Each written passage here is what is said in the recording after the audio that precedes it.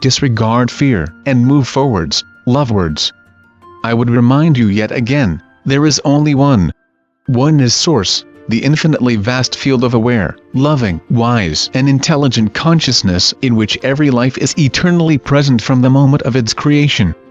There is nowhere else, and there is no need for anywhere else. A life and form was a choice to experience separation from that state in an attempt to demonstrate a lack of need for a source from which those lives arose. It has failed dismally, and in that process, enormous pain and suffering has been imposed on numerous billions of sentient life forms. The time for this nightmare of an illusion has ended, because it has clearly proved to be opposed to love. Life and sentient life forms are now awakening into awareness of their true nature, love. The state of separation, were it possible, and it is not, would utterly estrange any sentient beings choosing that state from life, from love, and would permanently terminate the being's existence. That is what the nightmare that is the illusion, and which is utterly unreal, has so clearly demonstrated. Thus the time for your awakening from the seemingly interminable state of unreality has arrived, and humanity is awakening. Do not doubt this. You can see signs of it all over the world as more and more people choose to engage with love instead of with fear. Love dissolves fear, but first a choice must be made to disregard fear and move forwards, lovewards, following your intuition, your deep spiritual knowing, in spite of your ego's often strenuous attempts to lead you astray, by encouraging you to trust its insane agenda and engage with copious, fearful, and extremely unlikely, what-if scenarios. You are all divine beings of limitless power, but when you chose to experience an unreal state of separation, you either very effectively closed yourselves off from your power, or you gave it away, willingly or unwillingly, to authority figures. Now you are rightly reclaiming that power, your radiant divinely created individual sovereignty. You are all sovereign beings who have temporarily forgotten who you are, and who have invested very heavily in the belief that one life and form is the only life you will ever experience, and afterwards, nothing. This reclaiming is an essential aspect of humanity's collective awakening process. You all chose quite freely to experience separation by entering the illusion. It has now fully served its purpose, proving to you that separation is not a state with which you wish to engage, let alone remain confined within.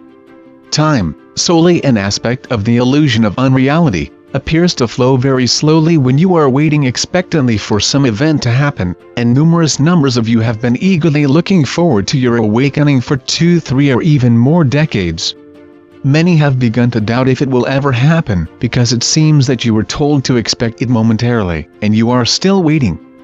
And in truth it is but a moment, since you were promised that your awakening would occur very soon, and it truly is occurring, right now. Let go of your belief in, or grasping onto time, and onto the experience of it that seems interminable, thus allowing yourselves to experience its apparent reality, even though it is unreal.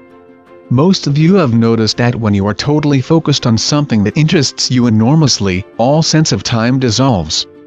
And of course you have seen that in little children, as they become intensely involved in their play. You can choose to ignore the passing of time while still retaining the ability to operate within it, and to be wherever you need to be at precisely the appropriate moment. When you choose to do this, you will no longer find yourselves waiting. Instead, your lives will just flow far more smoothly and easily, and any stress you may have been feeling will ease considerably. It is a very relaxed but totally alert way to live, and offers you enormous health benefits. You can start by choosing not to end your regular daily meditation period, and in contrast just take that relaxed state back to your daily doing this. You may very well be amazed at the peace that brings you. Being at peace reduces your stress, and reducing your stress calms your emotions so that any negative feelings, such as fear, anger, impatience, repugnance, etc., do not take over your personality and lead you into words or actions you will later come to regret.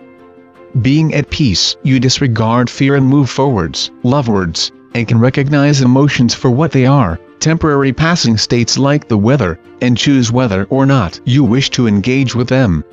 If you are not at peace with yourselves, emotions can easily take control of you, sometimes for quite extended periods of time. In fact, many people totally identify with their emotions or feelings, being unable to appreciate that they and their emotions or feelings are not the same. In fact, they own them and defend them as though they were themselves, and in that state they are not free, although they often think they are. Consequently, that belief can result in further undesirable emotional upheavals. However, at a deep inner level, people do differentiate between themselves, who they are, and their emotions or feelings. There is a true knowing of this, deep within themselves, which can be accessed in meditative states. That is one of many reasons why time spent in the practice of meditation is such a sound personal investment in oneself. It really should be considered an essential aspect of one's life and form, because it helps you incomparably in recognizing and connecting with who you truly are. Your essential daily excursions deep within yourselves, to your own holy inner sanctuaries, are the way to dissolve the veil, mist, haze that hides reality from you. Time spent there is an awakening experience when you succeed in quietening your roof brain chatter sufficiently to be able to listen and then hear the voice, the Holy Spirit, for God within you, clearly and most lovingly answering your questions, telling you how dearly you are loved, and reminding you to accept yourselves fully and completely, just as God does. With so very much love, Saul.